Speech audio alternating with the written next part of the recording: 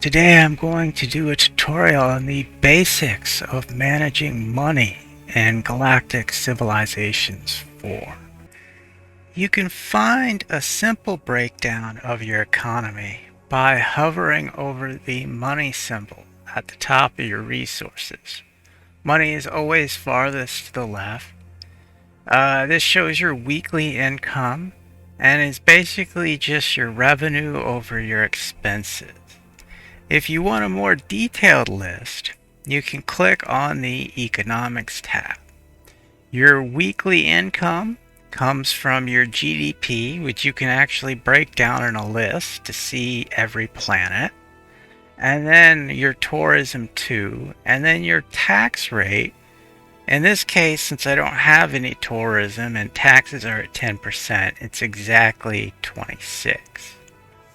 Now, the other thing is expenses, and they break down into three main categories: ship maintenance. All of the ships above Tiny have a maintenance fee. Colony maintenance: every special building you create has some maintenance.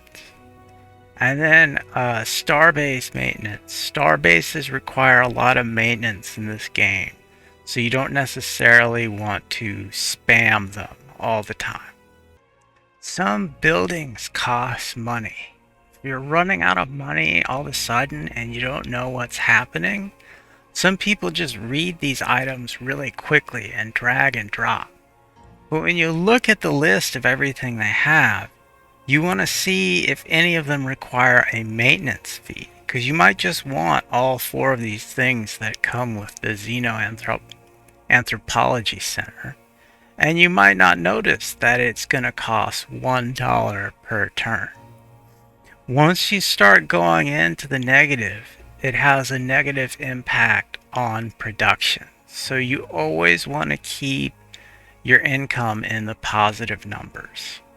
Anomalies will offer you usually three options when you encounter them.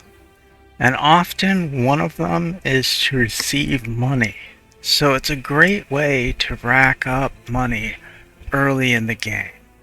The biggest common expense that's not listed on the economic breakdown is governors. Governors are available for purchase in the leaders section. Their prices can range from 150 to over 1,000 credits, depending on who they are. You're going to need a lot of them in this game. There are several different ministers that affect different parts of your government. Every planet will perform better with a governor. Diplomacy works better if you assign a governor to each of the other civilizations, and you get special command ships from assigning governors to them. So overall, quite a bit of your economy is going to go into the purchase of governors. If you find a planet that is blessed with a lot of wealth advantages on their tiles, you can make it a whole wealth world. The more you put financial districts next to each other, the more they enhance each other's wealth. There are a variety of special buildings and wonders that enhance wealth. Also, if you want to see a breakdown of wealth per planet, this particular planet starts with 3, which means even when it's doing nothing, it gets 3 in wealth. And its breakdown is 3 plus 10% minus some other things. And the biggest addition of wealth is its financial districts, which go to 66%. So in total, this planet makes $15 per turn. But the civilization only gets $1.5 per turn. And the reason for that is the tax rate is at 10%. If you want to change the tax rates, go into your policy section and you'll see a range of low, normal, medium, high, and max. You can literally tax them at 100%, but there's probably going to be a lot of revolts. I typically set my taxes low and keep them there. There's another option in the game if you need $1,000 really quick, which is the illicit deals. You get $1,000, but you get 3% crime globally. And crime over time has a negative impact on your economy. But you can get that $1,000, which might buy you a governor if you're really in a pinch to get a commander while you're being attacked. You should stay away from that as a mainstream of your economy.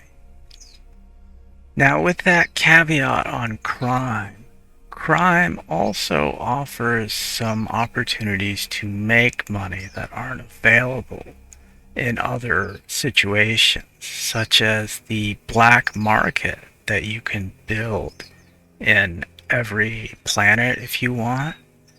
So basically, crime negatively impacts your overall normal ways of making money. But if you want to invest in it as an entire civilization, which I did in one game, you can also make some profit. It'll hurt your society in a lot of other ways. And you'll have bad approval, and you'll also have to click special buttons every turn whenever your crime rate gets to 80, 90, or 100%. But crime can also make money depending on how you do it.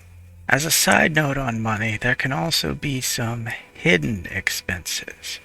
In this game, I'm experimenting with a diplomatic victory, and they gave me the option of paying 1 tribute per turn to a civilization in exchange for favorable diplomacy. And I could afford 16 credits a turn. Well, it said 1 credit a turn, but after I signed all those treaties, it turned out to cost nearly 27 credits per turn. And that's crippling my economy until 50 turns is up, and there's no real way out of it. Also, it doesn't seem to be helping very much with diplomacy, so I thought I'd make the players aware of that. Thank you for watching another episode of SS Street Fighter. Leave a like, leave a comment, and click subscribe to join the Street Fighter army.